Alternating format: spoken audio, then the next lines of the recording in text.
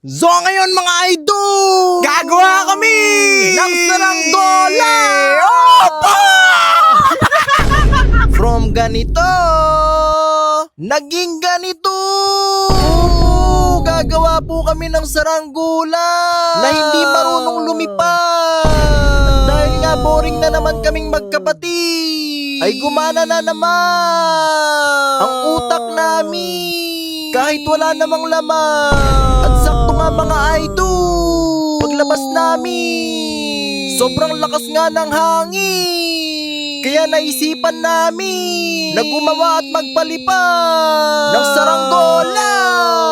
Opo!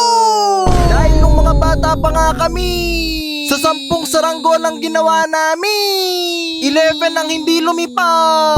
Kaya ngayong araw mga idol, ay nag-research talaga kami para magawa nga namin ang perfect na saranggola. At sisiguraduhin namin na ito ay lilipad. Kaya kumuha na kami ng walis tingting. Dahil ito nga ang magsisilbi na frame ng saranggola. Dahil nga magaan ito at madaling palipari. Ang saranggola nga na ito mga idol ay ginaya lang namin sa YouTube. At sa oras nga na ito mga idol ay lalagyan na namin ito ng tali. Parang may kulang eh. Anong kulang? May kulang eh. Buntot! Kulang ng buntot! Kulang ng buntot! Oo nga! Kulang ng buntot! Oo! Buti na lang mga idol ay naalala ng kapatid ko na wala pa palang buntot yung saranggola. Dahil importante nga ito para makapagbalanse at makalipad ang saranggola namin.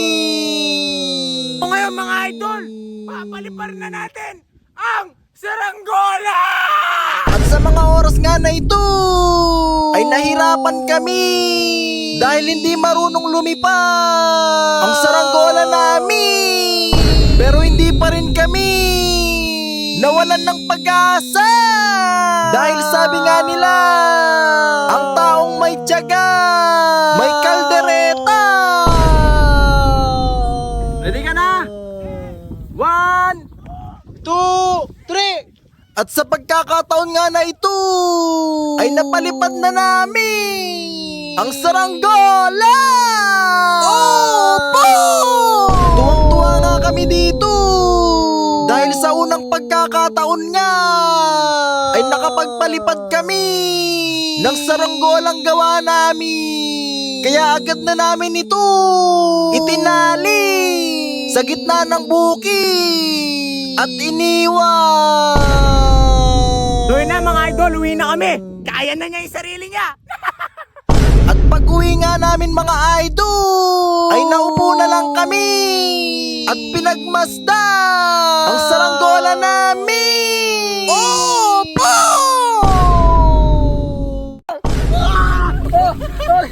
Ngayong araw mga idol, dahil sobrang init ng panahon, ay gagawin namin ng kapatid ko yung dating nauso na Ice Bucket Challenge. Ang totoo nga niyan, nakadalawang ligo na nga kami pero hindi pa rin kami napepreskuhan. Naalala ko nga noon mga idol, kahit tanghaling tapat ay nakapag-basketball kami kahit tirik yung araw. Ngayon nga mga idol, masinagan ka lang ng araw ay para ka nang iniihaw. At habang nakaupo nga kami ng kapatid ko ay mayroon siyang napanood sa TikTok. Napanood nga niya mga idol yung dating nauso na Ice Bucket Challenge, na kung saan nga papaliguan yung tao ng isang timbang tubig na punong-puno ng yelo. Naalala ko nga noon mga idol na bata pa kami nung nag-trending itong challenge na ito. At dahil hindi kami nakasabay sa trending noon mga idol, ngayong araw ay gagawin namin itong Ice Bucket Challenge. Saktong-sakto nga ito mga idol dahil sa init ng panahon ay talagang malalamigan ang utak namin. Kaya agad na nga kami naghanap ng yelo mga idol dito sa grocery. Ngunit pagpasok nga namin dito sa grocery mga idol ay nakita namin itong kangkong chips. Hindi namin ito kinuha mga idol dahil baka sipagin kami. Tamad kami. Hindi kami masipag. Hindi kami kagaya mo. Life is this.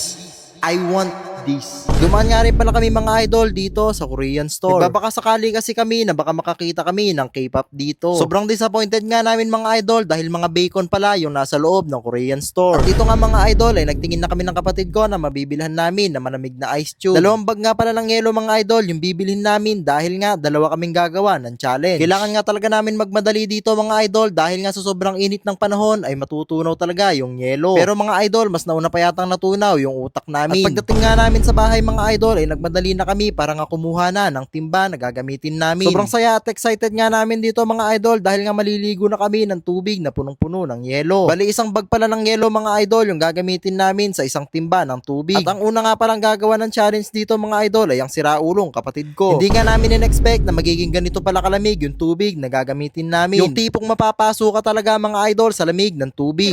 Ready na. Ready na? Ready na. Totoo na yan! Totoo na. Ano, game na! Game na.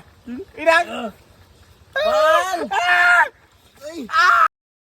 Alam nyo, minsan, napapaisip talaga ako kung sira ulo o may saltik talaga tong kapatid ko eh. Sigaw na ng sigaw ang hayop. Excited, Yarn?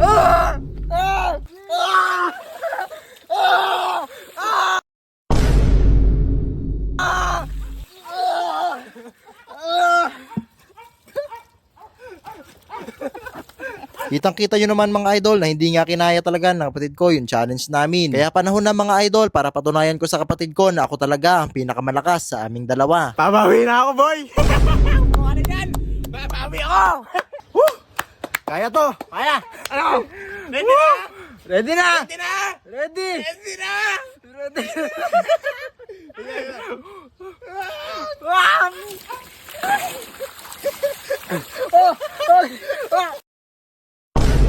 Di ko in-expect na ganito pala talaga kalamig yung tubig. Alam niyo yung pakiramdam na yung dugo nyo parang nagyeyelo. Tapos yung buong katawan nyo namamanhid. Tapos may kita nyo pa yung kapatid nyo, ganito yung muka. Na parang alam niya na talaga yung mangyayari sa akin. Malamig!